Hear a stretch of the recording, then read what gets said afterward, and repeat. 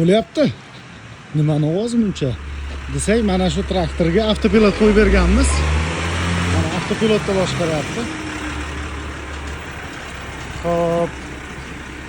Orqa balonni perdelka qilgan, balonni almashtiribdi. Kultivatsiyaga tushish uchun mo'ljallangan.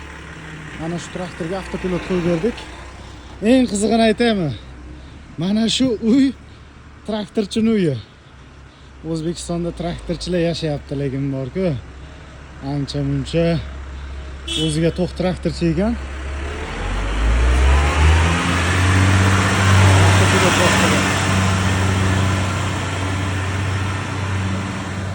Shunaqa gaplar. O'zimizda traktorchilar ham ancha boyib ketgan hozir.